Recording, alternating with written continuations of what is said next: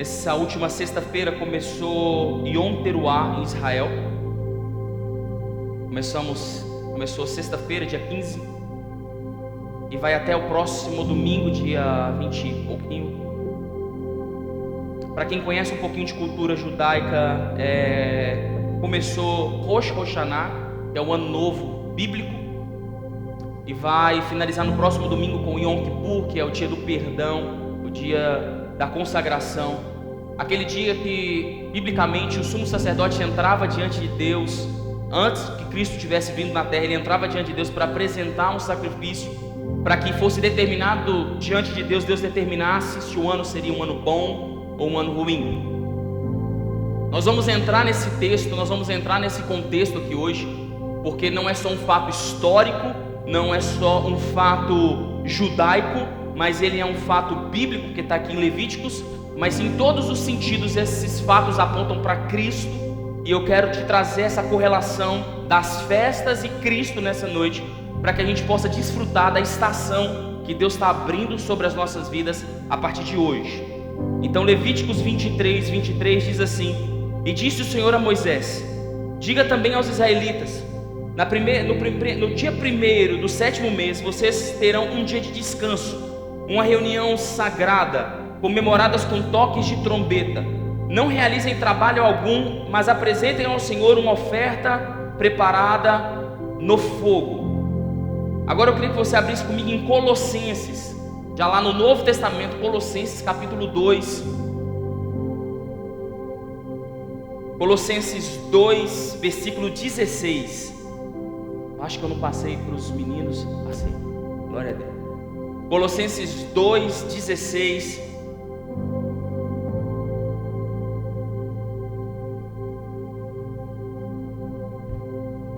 Diz assim: portanto, não permitam que ninguém os julgue pelo que vocês comem ou bebem, ou com relação a alguma festividade religiosa ou celebração das luas novas ou dos dias de sábado. Estas coisas são sombras daquilo que haveria de vir. A realidade, porém, encontra-se em Cristo Jesus.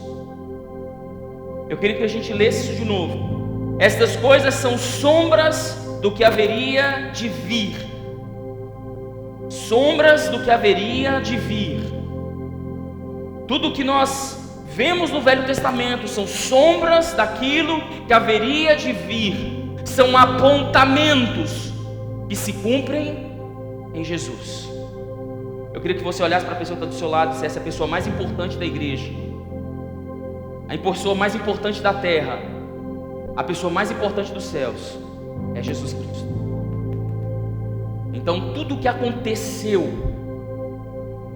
aponta para Ele, para o caráter dEle, para o propósito dEle, para a obra dEle. E eu quero entrar nessa história de Yom Teruah, Rosh Hashanah, que é a cabeça do ano. Segundo a tradição, Rosh Hashanah é o primeiro dia, o dia da criação. Nós estamos entrando num calendário, até para que você saiba, esse calendário, o calendário judaico, ele é contado. Existem dois calendários: um calendário lunar, que é o calendário bíblico. Nós estamos entrando, em sexta-feira entramos em 5.784. Acredita-se que é o ano bíblico de Adão até hoje, 5.784 anos. E existe um calendário civil, um calendário gregoriano, que é o calendário solar, que é o calendário civil que nós conhecemos com 12 meses, 30 dias em cada mês. É por isso que existe essa diferença de datas, essa diferença de épocas para falar de início de ano. Para nós, final de ano, início de ano é 1º de janeiro, 12 meses. Para eles é menos tempo. Porque o que se acompanha não é a rotação e a translação da Terra, mas a Lua, a movimentação da Lua.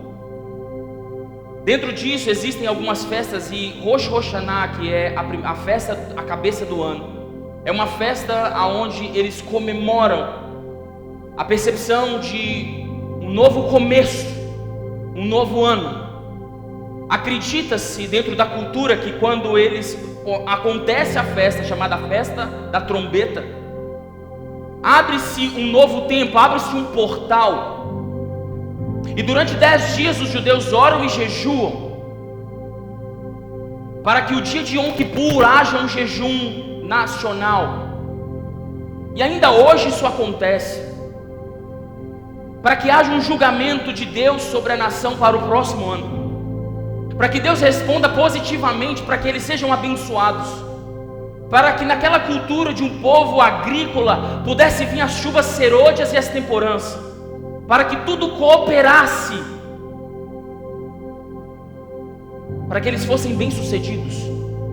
Então eles jejuavam e oravam durante 10 dias, se livrando de coisas velhas e de pecados e se arrependendo. A história conta que eles procuravam pessoas que eles feriram durante o ano, para se pedir perdão, porque eles acreditavam, existia uma história que no mundo espiritual Deus abriu o livro da vida. E nesses 10 dias, os judeus acreditam nisso até hoje, que no livro da vida é aberto durante esse tempo de 10 dias, e Deus começa a checar o nome de quem está lá.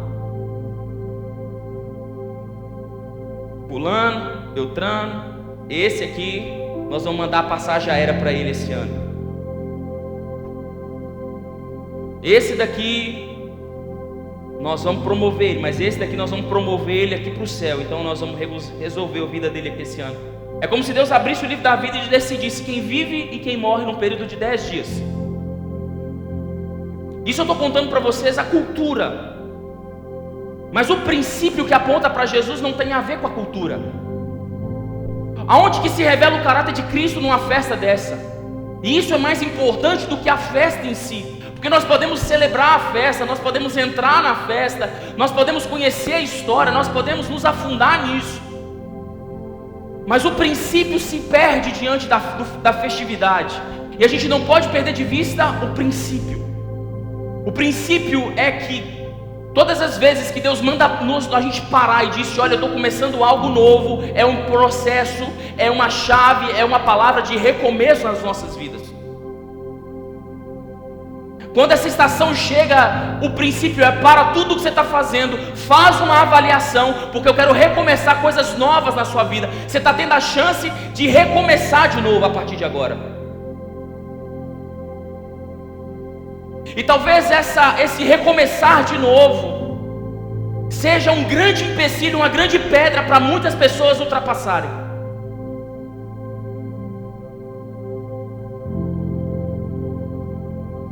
Porque recomeçar dá mais trabalho do que começar.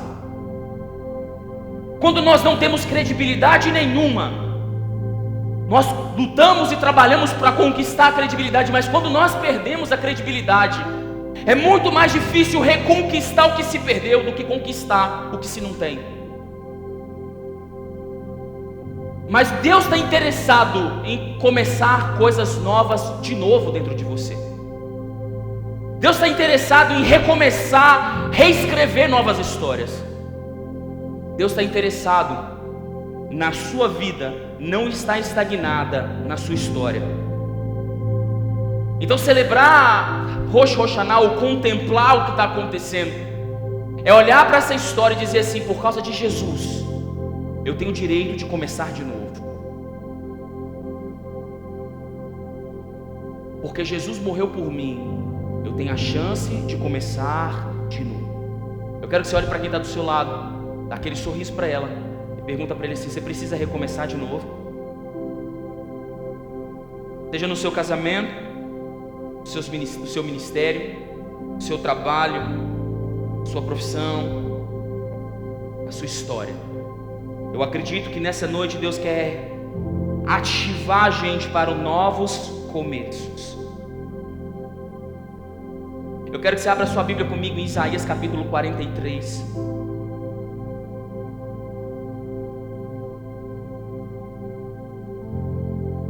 Isaías capítulo 43.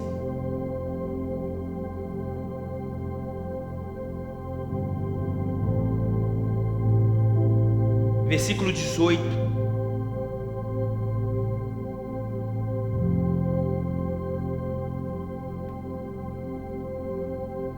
Bíblia diz assim: esqueça o que se foi, não vivam no passado. Vejam, estou fazendo algo novo, e ele já está surgindo. Vocês não percebem? Que até no deserto eu vou abrir caminho, e no meio dos riachos abrirei um ermo. Eu queria que você fechasse seus olhos nessa noite para a gente orar. Nós queremos apresentar essa palavra diante do Senhor nessa noite. Meu amigo Jesus, tenha misericórdia das nossas vidas, e que tudo aquilo que está travado nos céus, tem prendido as nossas vidas, que tem segurado a nossa história até hoje, seja vencido aqui nessa noite em nome de Jesus. Seja vencido aqui nessa noite em nome de Jesus. Espírito Santo, nós te convidamos a passear no meio dessas cadeiras. Toca os nossos corações nessa noite. Toque as nossas vidas. E tudo aquilo que está travado, e tudo aquilo que está numa posição de condenação, seja liberto aqui nessa noite, em nome de Jesus. Em nome de Jesus. Aleluia. Eu quero que você feche a sua Bíblia agora. Agora nós vamos conversar. Eu acredito que todos nós já experimentamos de novos começos, em alguma área, em alguma fase das nossas vidas. E eu acredito que essa talvez seja uma das temáticas mais importantes na vida de um crente. Saber qual é o momento de recomeçar. O mundo está nos ensinando a cada dia, o sistema humano está nos ensinando a cada dia a ser mais orgulhosos e impetulantes, mais arrogantes. Quando Paulo fala sobre a vinda de Cristo, no livro de Tessalonicenses, ele vai mostrar que os homens serão jactanciosos, serão cheios de si mesmos, cheios de suas próprias razões. E quanto mais nós nos tornamos cheios de nós mesmos, menos teremos a capacidade de começar de novo. Porque se sou eu que valido a minha jornada, quando dá algo errado, não tem ninguém que pode me tirar desse próprio caminho. Porque quem se afirma sou eu, não é uma palavra que vem do céu. Mas nessa noite, nesse tempo e nessa estação, eu quero dizer que Deus vai começar coisas novas de novo na sua vida e na sua família. No seu casamento, em todas as áreas da sua vida, Deus vai começar algo novo de novo, porque Deus tem um interesse em fazer isso. Deus não tem só um interesse em te dar coisas novas, Deus tem um interesse de pegar coisas velhas e consertar, mesmo que Ele tenha que fazer tudo de novo, para que você funcione no propósito original que Ele sonhou para você, desde a eternidade. Quando Ele diz em Isaías: vejam, eu estou fazendo algo novo, vocês não estão percebendo que no meio do deserto eu vou abrir caminho? Isso fala de direção.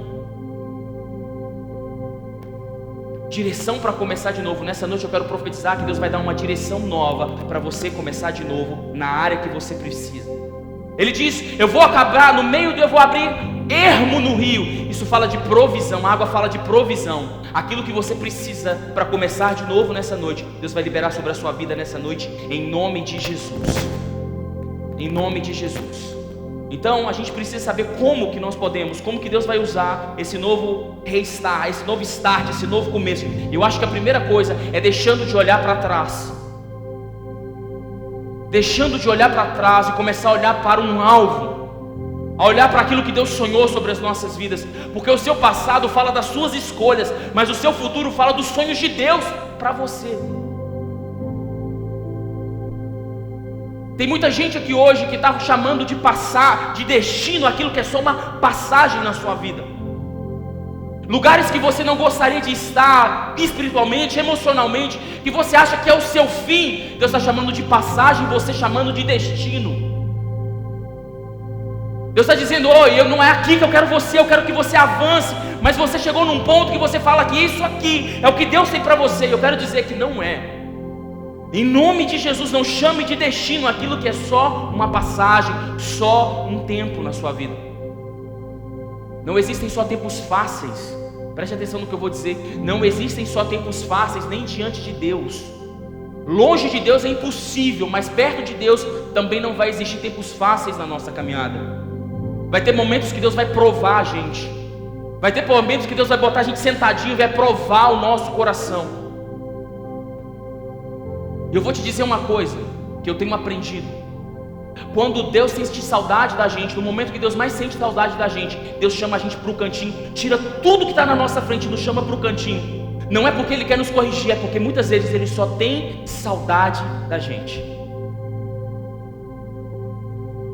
Talvez o começar de novo é se lembrar que aquilo que está dando errado, muitas vezes, é porque você não está percebendo que Deus está com saudade de você. Mas pastor, está tudo dando errado, está tudo acontecendo, eu estou sendo jogado para o canto. Sim. Quando Deus te chama para o canto e tira as multidões, tira as provisões, pode ser que Ele esteja com saudade do seu secreto que você perdeu quando se inteirou demais no meio daquilo que era para você ver e não ficar olhando.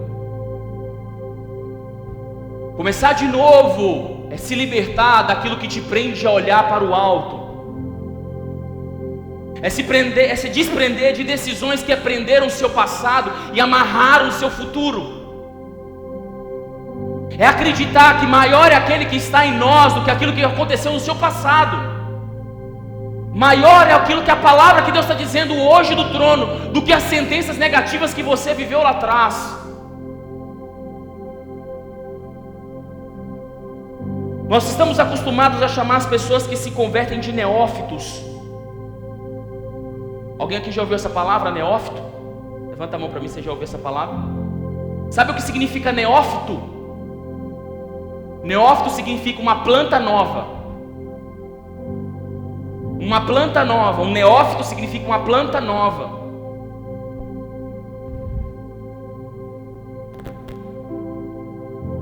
E talvez você é uma planta velha e não está acontecendo nada na sua vida. O pastor tem 20 anos que eu sou crente, nada está acontecendo. Já era para eu estar lá na frente. Mas existem ambientes que você é plantado, mesmo sendo uma planta velha, mas no jardim novo você é uma planta nova. Ser neófito não está falando só da sua jornada cristã, mas está falando dos seus ambientes. Porque uma planta velha num jardim novo, ou ela morre ou ela mata o jardim. Tem coisas na sua vida que não estão dando certo em ambientes novos. Não é porque você não presta, é porque Deus está te adubando para que você frutifique em jardins novos, mesmo sendo uma planta velha. Mas pastor, eu já frutifiquei, eu já fiz isso, eu já fiz aquilo, e isso já aconteceu na minha vida, Deus já me usou para operar milagre, mas hoje nada acontece. Então verifique os seus ambientes, porque plantas velhas em jardins novos precisam ser adubados e tratados para frutificar de novo. E isso não diz que você é ruim, só diz que o ambiente que você está, você vai precisar de mais cuidado agora. Talvez você frutificou muito em Deus, e Deus te plantou em outra casa, em outros lugares, em outros ambientes, e parece que nesses ambientes tudo que você sente saudade é de voltar para aqueles lugares que você frutificava. Eu quero te dizer uma coisa: Deus tem o poder de te pegar nos lugares pequenos, transportar para você em lugares maiores. Vou profetizar isso na sua vida. Deus está transportando você de lugares pequenos para lugares maiores nessa noite. Você pode estar nesses lugares, Deus já pode ter feito isso na sua vida. Você está dizendo: Deus, mas nada acontece. Porque Ele está te adubando, para que uma planta velha num jardim novo frutifique e dê força e beleza para todo o jardim. Uma planta velha num jardim novo vai dar beleza que aquele jardim precisa para florescer e frutificar. Só que nós olhamos para os jardins da nossa vida, para os ambientes da nossa vida e dizem: aqui não dá mais, porque aqui eu não consigo. Se desprende do seu julgamento. Comece a olhar que dentro daquela parábola da vinha e a figueira, Deus usou de benevolência com a figueira para tratar e adubar ela um certo tempo, para que ela então frutificasse. Eu quero profetizar sobre a sua vida que você vai viver níveis de milagres e de frutificação em todas as áreas da sua vida.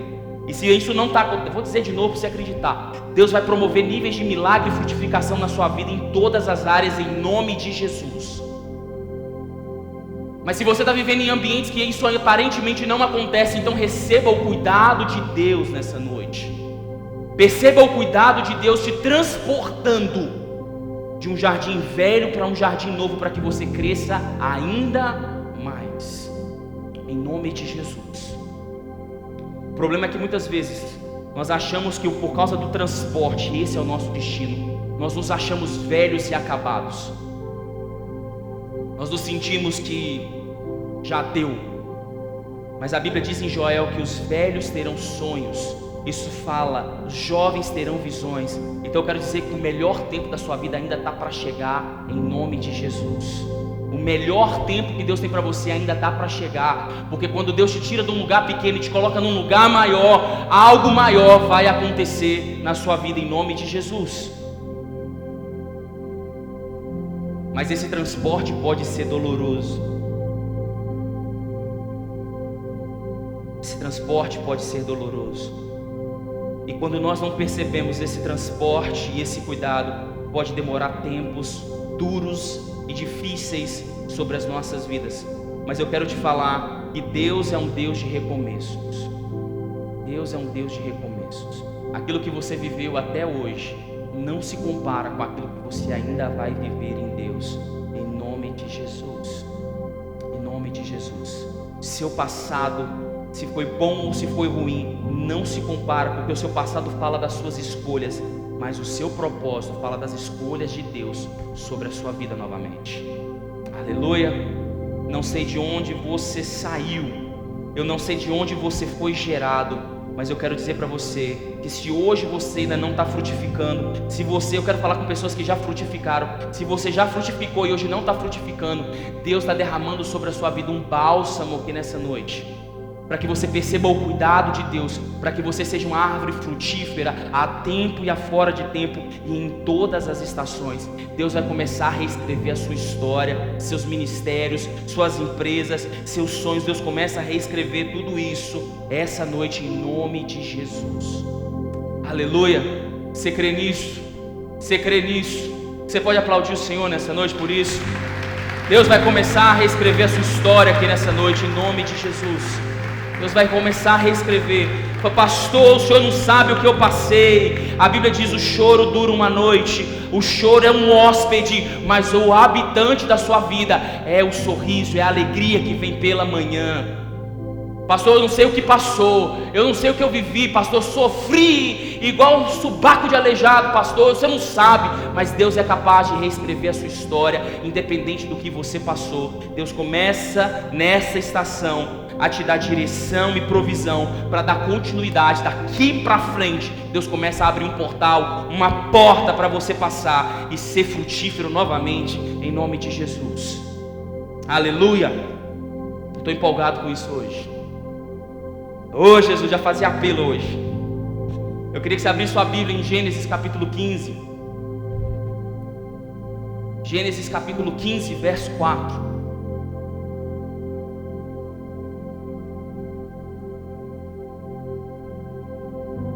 Gênesis capítulo 15, verso 4. Diz assim: então o Senhor deu a seguinte resposta: seu herdeiro não será esse, mas um filho gerado por você mesmo será o seu herdeiro. Fala comigo, gerado. Versículo 5: levando para fora da tenda, disse-lhe: olhe para o céu e conte as estrelas, se é que pode contá-las. E prosseguiu: assim será a sua descendência. Versículo 5: levando para fora, diga comigo, levado.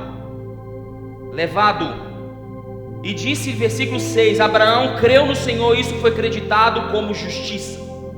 E disse-lhe ainda: eu sou o seu Deus, que te tirei, diga comigo, tirei de Ur dos Caldeus, para dar-lhe esta terra como herança.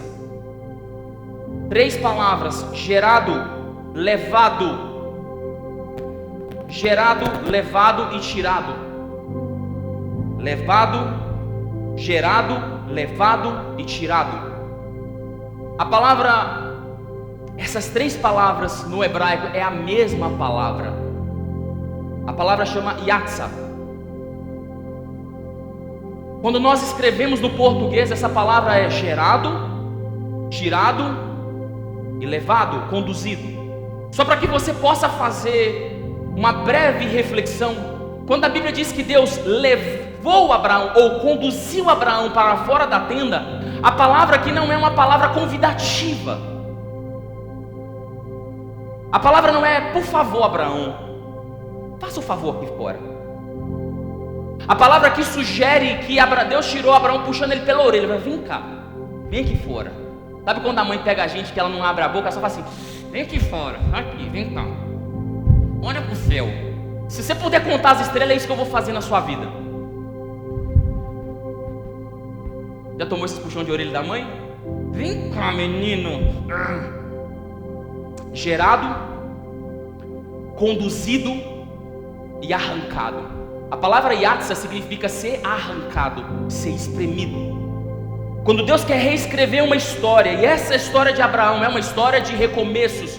Ele estava na casa dele, em Ur dos Caldeus, e Deus disse: eu tenho uma nova história para conduzir a sua vida. O mesmo trabalho que Deus tem para gerar uma criança é o mesmo trabalho que Deus tem para conduzir ou para tirar para fora pessoas que estão presas dentro de estruturas. E é o mesmo trabalho que Deus tem para tirar a história de dentro do seu coração.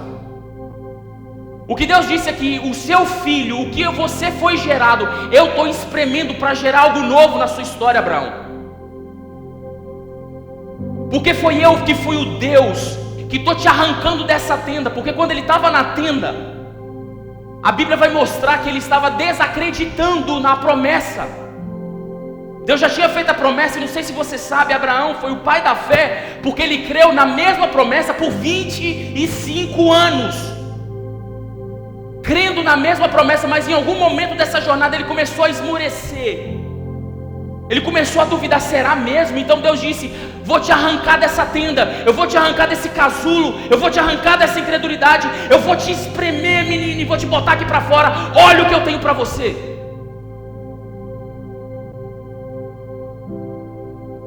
Porque eu fui o Deus que te espremi da terra dos seus pais e te arranquei com violência da terra dos seus pais para reescrever a sua história. Yatsa. Para reescrever histórias, Deus vai gerar algo novo dentro de você. Ou Deus vai arrancar você das estruturas que te prendem, ou Deus vai arrancar a sua história de dentro de você. Mas Deus vai começar uma nova história aqui hoje, em nome de Jesus. Existem pessoas que Deus vai ter que gerar algo, vai ter que gerar um filho, vai ter que se lembrar que você nasceu para gerar coisas novas e renovar coisas novas dentro de você. Existem pessoas que abortaram sonhos, que abortaram projetos, que abortaram ministérios, que abortaram coisas grandes que Deus produziu no coração, promessas que foram ministradas, pessoas abortaram isso. E Deus diz: eu sou o Deus que faz yatsa, que espreme e dá vida de novo no seu coração. Eu sou o Deus que faz ressuscitar coisas dentro de você. E eu sou o Deus que, se precisar do casulo da sua vida, daquela estrutura negra que você construiu, daquela estrutura fechada, que você não conseguia ver os meus sonhos, os meus planos, aquelas desculpas, aquele casulo que você entrou, eu sou o mesmo Deus que tem a capacidade de te arrancar para o lado de fora, para que você continue caminhando naquilo que eu tenho para você.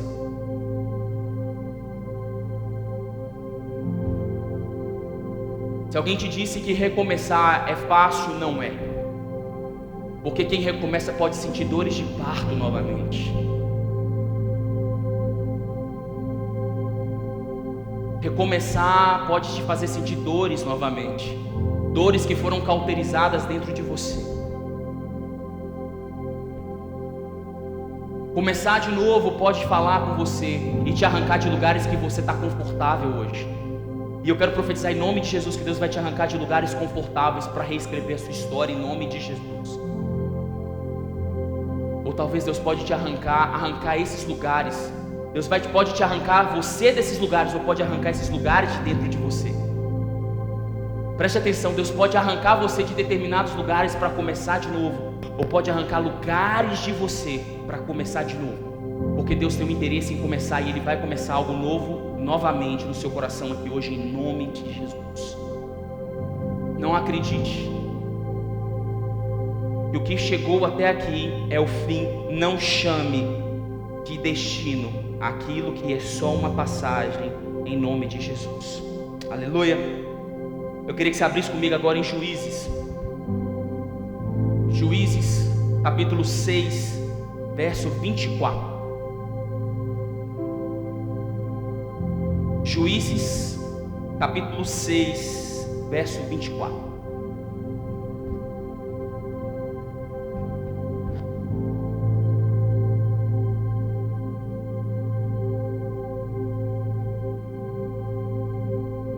Juízes, capítulo 6, verso 24 diz assim: E Gideão construiu um altar em honra ao Senhor, e lhe deu este nome: O Senhor é paz, Yahvé Shalom, Jeová Shalom. E até hoje esse altar está em Ofra, nos Abies Rita. E fez Gideão um altar em honra do Senhor, e lhe deu o nome: O Senhor é paz. Pode fechar a Bíblia. O Senhor é paz. Mas espera aí, qual era o contexto de Gideão? Por que Gideão foi chamado?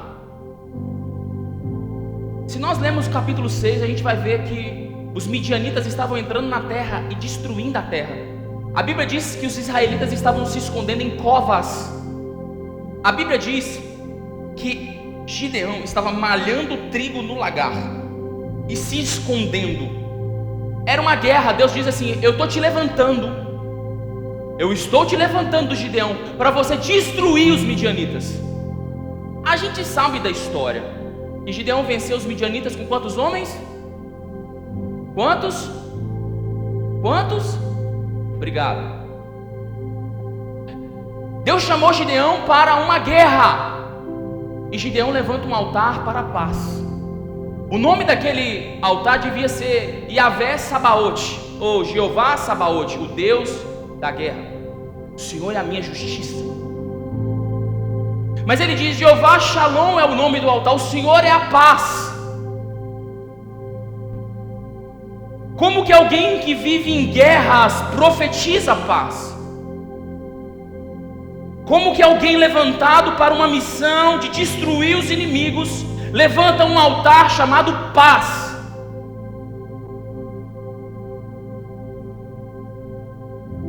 Gideão foi alguém que enxergou o seu futuro mesmo estando no presente. Ele enxergou o seu chamado além da missão que ele carregava. Ele viu o que Deus ia fazer depois daquilo que ele foi chamado para fazer. Ele enxergou o final mesmo estando no presente.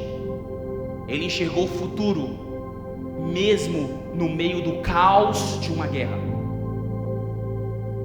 Sabe como Deus começa a reescrever as nossas histórias aqui hoje? Ele começa a revelar para você o final. Ainda que você esteja em guerra, Deus começa a te mostrar o fim, para que você comece a levantar altares que te apontam para o fim e não apontam para o momento. Preste atenção.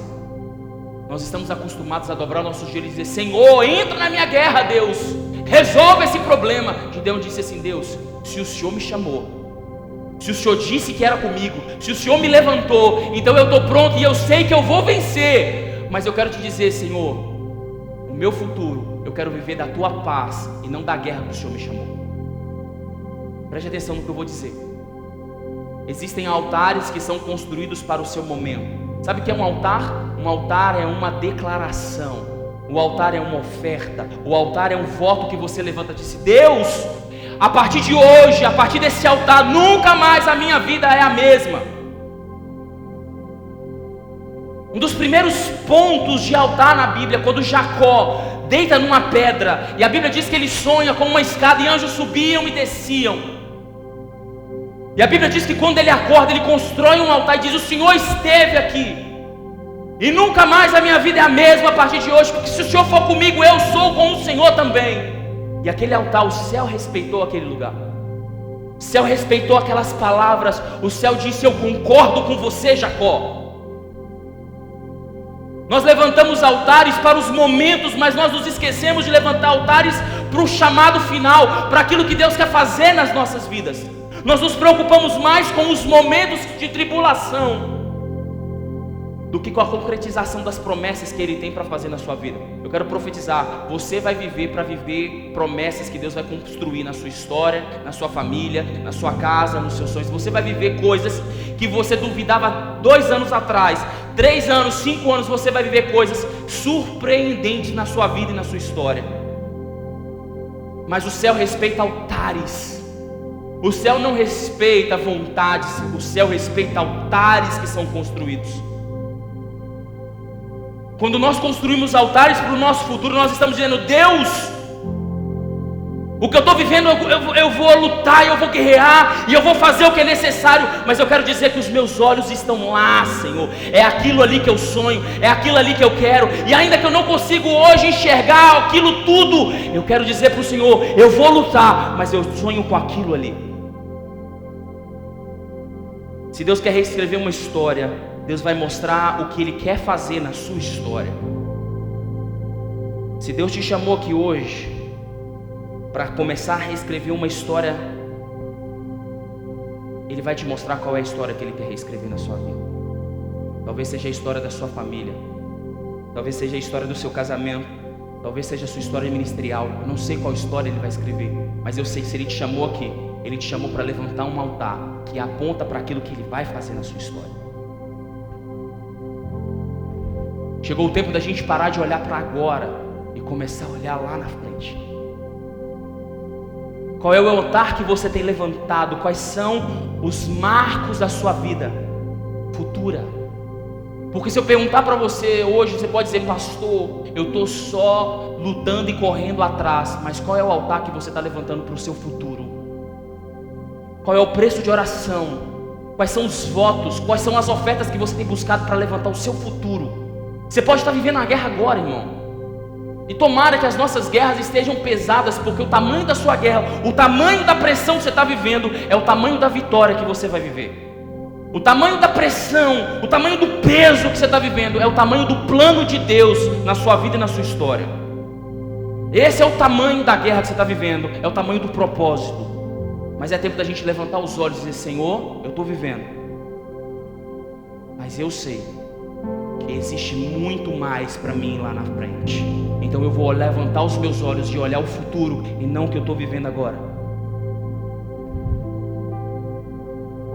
A Bíblia diz em 1 Coríntios capítulo 13 que existem 3 coisas que são primordiais na vida do ser humano: fé, esperança e amor. A maior é qual? Mas a fé e a esperança são importantes? São? O que é a diferença entre fé e esperança? Fé é crer que Deus vai fazer, e esperança é crer que Ele vai fazer em mim. Fé é acreditar que Deus pode fazer, esperança é acreditar que Ele vai fazer em mim. Fé é acreditar que Deus é poderoso para intervir, esperança é acreditar que Ele é poderoso para intervir na minha história. Nós podemos ter fé e ter perdido a esperança. Nós podemos ter esperança e ter perdido a fé. Não, Deus, o Senhor vai fazer, alguma coisa vai acontecer. Eu estou aqui, Deus, uma hora a coisa vai acontecer. Mas perdida a esperança, a fé, que Ele pode produzir algo. Ou então acreditar: não, Deus é poderoso, Deus é maravilhoso, Deus pode fazer tudo. Mas se você perguntar para a pessoa: mas Ele pode fazer na sua vida? A pessoa: mas na minha vida? Poxa, eu já pequei tanto, O senhor não sabe da minha história, pastor.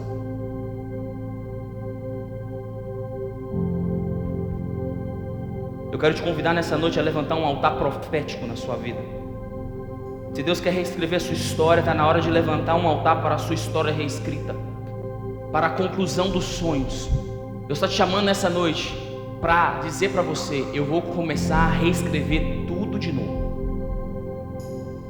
Estou dando uma chance para você reescrever tudo de novo, e eu estou com você nesse recomeço. Se você quiser, eu quero reescrever tudo de novo. Se for necessário,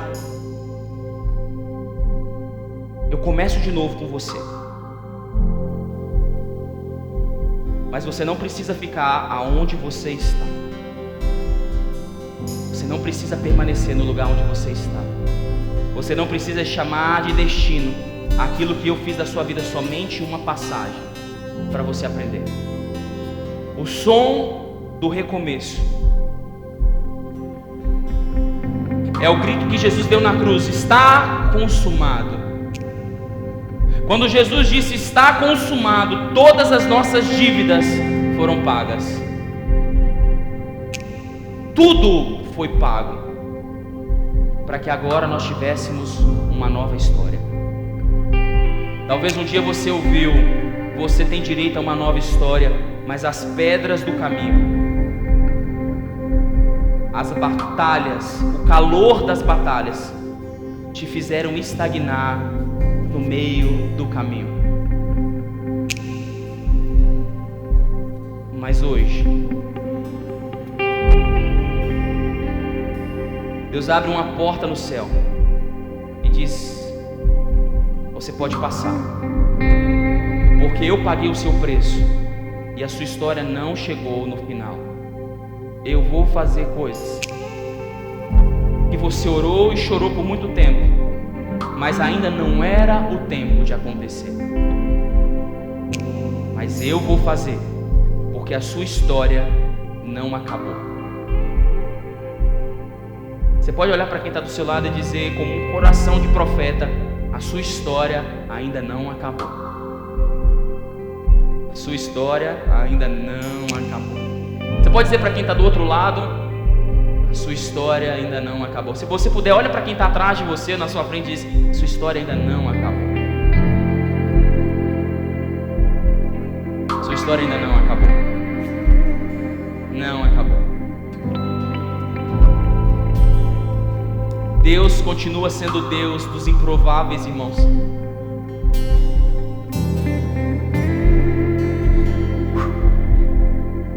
Deus continua sendo Deus dos improváveis.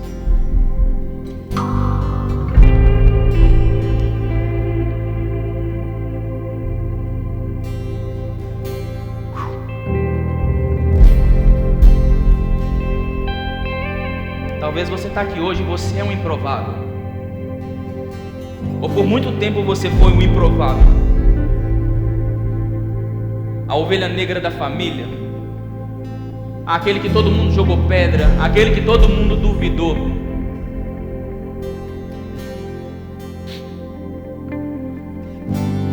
Aquele que as pessoas diziam que nunca ia dar certo. Talvez você está aqui hoje e você é um improvável. Eu quero dizer que você tem um Deus, o Deus dos improváveis. E talvez, se você está aqui hoje e você está dizendo: Deus, eu já vivi tantas coisas, eu já vivi tantas experiências malucas com o Senhor,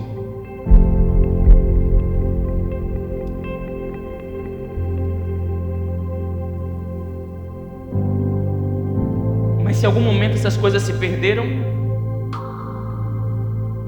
em Rosh Hashanah Deus abre um portal. Há um som no céu dizendo: você pode recomeçar.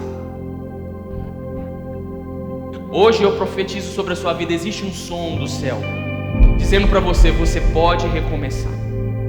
Você está autorizado a recomeçar. O som do céu diz: está consumado. Você pode.